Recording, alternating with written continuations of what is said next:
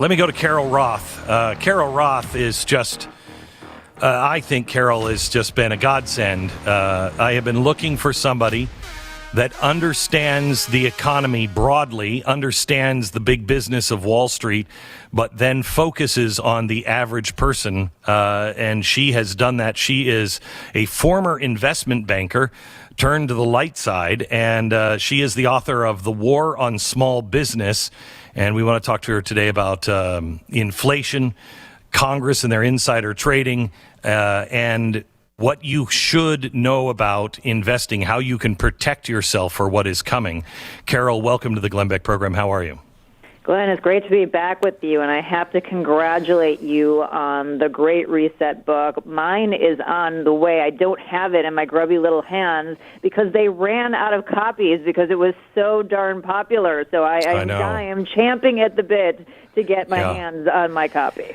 Well, you can get it on Kindle while we're waiting for the new books to be shipped out. Hopefully, we'll have some news on when those things are going to be shipped out. But the biggest book I ever sold was a 2 million seller, and in the first week we sold 150,000 copies. On day one, we sold about 100,000 copies on day one this time. So it's truly amazing. So Carol, let me. Let's start here with inflation. Inflation is not transitory. It is getting worse and worse. There are shortages in our grocery stores, and we're hearing blame from everybody, from the snowstorms, et cetera, et cetera. In my entire life, I have never seen our country, except in snowstorms for a few days, go through this, but certainly not countrywide. What is really happening, and how bad do you think this is going to get? So this is the, I won't call it the logical outcome, the illogical outcome of central planners who think that they are incredibly smart and a direct result of the COVID policies, monetary and fiscal, that we have seen over the last 2 years. You had the Federal Reserve printing trillions of dollars and adding that to the economy. You had the federal government putting out trillions of dollars in stimulus money. You had governments at all levels deciding that they were going to treat the economy as if it were a modem that you could power cycle and flip it on and off, and they shut down about a third of the economy and assumed that that wouldn't cause disruptions to the labor force and to the supply chain. And then some of the incentives that they put in place and the uncertainty they created by their policy further disrupted that labor force. So when you put that sort of big storm of things together, that is the driver of inflation, and it goes all the way through. If the inputs to goods and services are increasing in prices and labor costs are going up because you can't find enough workers to work, and they have the leverage on their side, and your operating costs are going up, eventually the businesses are going to need to make up that drag, and so they pass those cost increases onto the consumer, and that's why you are seeing both an increase in cost as well as a decrease in availability of all different kinds of goods and services. So the study came out, shows that what they have done to the economy has cost the average American $5,000 extra just in inflation. They said to us last summer when it was, going over 2%, maybe it'll go to 3 or 4, maybe it'll go to 5, maybe it'll go to 6. It's now over 7, and it's only been a few months. Are we seeing any signs of slowdown of this? Well, Glenn, I'm old enough to remember last 4th of July when they told us we were saving 16 cents on hot dogs. I don't know about you, but I was very excited about that. Yeah, I was very excited. They have, I don't know if they actually missed the mark or they just lied to us, because anybody with half a brain, and you don't have to be a formal economist, knew this was going to be the outcome, and many of us have been jumping up and down for, almost 2 years now, saying this was going to be the outcome. And by the way, that CPI measure of inflation, that 7% that you're talking about, is a urban household survey where they basically say, well, if you can substitute a good, we're not going to count that as an increase. So it's actually that the 7% they're saying you're feeling much more than that in terms of your pocketbook and your everyday shopping. Wait. If you can substitute a good, so in other words, you can get Spam instead of ham? Right. Then we're not going to count that. We're going to count the increase in Spam instead of the increase in ham. I mean, that's not the actual thing, but that's the the analogy to what happens. Okay. And that's how they manipulate these inflation numbers and have been doing that for many decades now. So whatever they're reporting to you, and again, we don't need to tell you this. You're going to the grocery store, you're out living your life, and you're feeling this. So you know the things that you're paying for have increased more than 7%, but that's what they're admitting to. So that's a pretty big admission when their target rate of inflation was 2%. So can you go ahead? Go ahead. No, I was going to say, in terms of where this is going, there are parts of this where I don't see how, even if you can get some of the supply chain back on track, and even if the Fed scales back its monetary policy, which it has said it plans to do, but I personally don't believe it's going to be at the scale that they're saying. The labor piece of this, we've had something like 3 million boomers who have retired early. We have some structural issues in the labor force. So what may end up happening is the rate of increase in inflation may come down. Instead of a 7% increase, it's only a 5% increase. And what they will do is they will sell that as a win. Oh, look, the inflation rate is going down. But what that really is cumulative. You're never getting back that initial 7% increase, which we know is higher. You're adding on top of that another 5. So yes, maybe you didn't get another 7, but that's money you are never getting back. That is a permanent tax on the average American. You talk in your book and really lay it out really well. This is all due to the biggest wealth transfer of all time. It started in 2008. They did it again here recently, and it has completely bypassed Main Street and the middle class, and it's gone to the well-connected and the wealthy already. They're getting richer and richer. I've never been somebody who has a problem with rich people, or you make your money, you earn it honestly.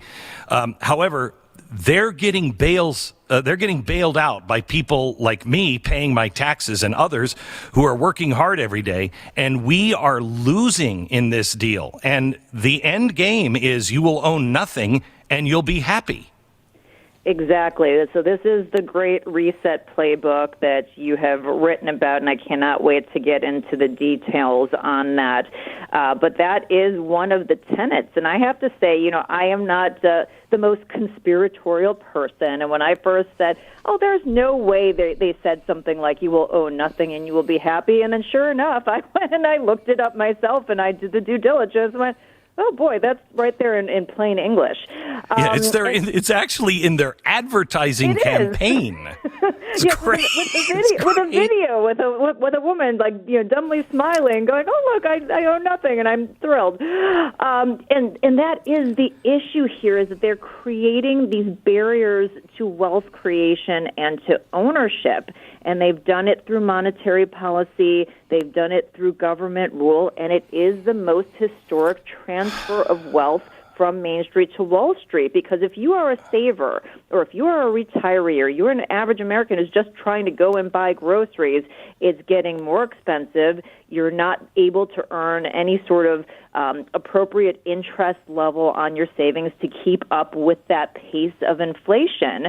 But the asset values have been increasing, and so we're seeing those people who are already wealthy and well-connected seeing their wealth increase. And so basically what you need to do is you need to take that playbook and flip it on its head. Whatever they don't want you to do, you need to do. You need to have ownership. You need to be focused on those assets and practice some delayed gratification right now, because that is the pushback against the Great Reset. So I was saying earlier today, because this whole thing is to try to get you to not own anything, and they're going to bankrupt us.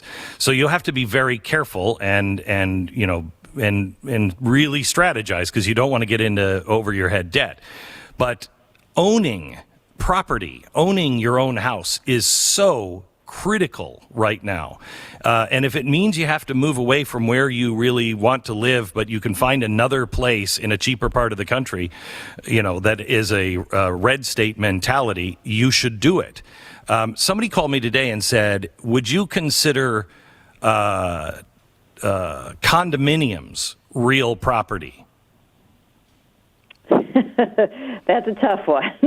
That's a tough one. I say this as a condo owner because it is, somewhat cooperative, and obviously we saw, as recently as within the last year, that if that cooperative doesn't make the necessary investments in the property, tragedy can strike. We saw that in Florida. Correct. So, I like something where you have that direct ownership, and the more direct you can own, the better. As you said, home ownership, other things to do, like if you are a worker right now, you are in demand, and if you do not have an ownership stake in the company that you're working with via options or equity, it's a really good time to look for an opportunity where you can share in that upside, whether the company is public or private.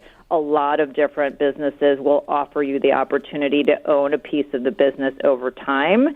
And that, if you're going to work and you're going to put your time and your effort towards helping somebody else build value, participate in that value if you can.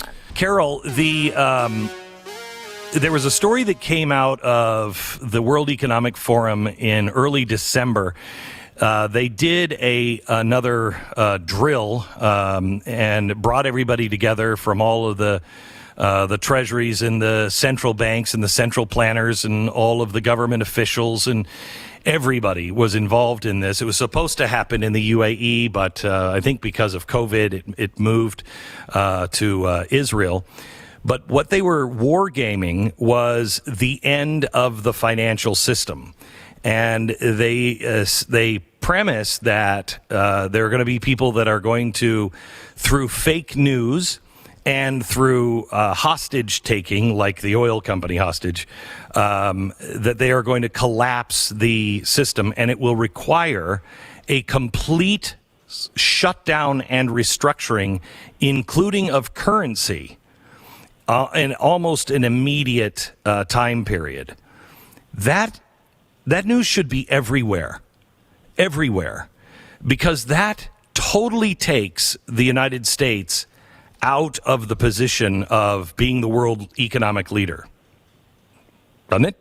Yeah, absolutely. And I think the one good thing that we have, whether or not the World Economic Forum and all of these leaders, want to try and sort of topple what the U.S. is doing, the biggest strength anybody has is from a financial system. And obviously the U.S. is the world's reserve currency. The amount of power and money that is wrapped up in our financial system, it's got to be amongst the biggest on the planet. While there are proposals that are sort of wafting out there to do different things that would be really, really treacherous, there are two different ways to look at it. Somebody calls it Tina, there is no alternative. I like to call it being the skinniest kid at fat camp. But we are that leader, and I think that even if there are calls to push against that leadership, I think we have it's almost like having a financial army. We're going to have the pushback to do everything we can to stop that, because when you're on top, what would be the benefit to collapsing that for all the people who are in those power positions related to the U.S. financial system? So let me ask you this. Congressman Tom Emmer, he's from Minnesota, Yesterday, he introduced a bill prohibiting the Federal Reserve from issuing a central bank digital currency directly to individuals and making them, the one-stop bank. This is something that is being talked about in the Treasury in their own white papers. They're talking about this, and at the Federal Reserve. It looks like something like that might be in the offing in the coming couple of years. Is that something that should be stopped? Yes. So this is the area where, the central planners sometimes get too clever for their own good, and having a central digital currency that is maintained by the Federal Reserve would be horrible, both for our status as a reserve currency, but for the average American. If you enjoyed this video, hit like and subscribe to our channel so you'll be sure to see similar videos from Blaze TV, with the added bonus of signaling YouTube that your voice and opinion still matters. And if you're looking for more great conservative content, check out one of the 2 videos suggested here.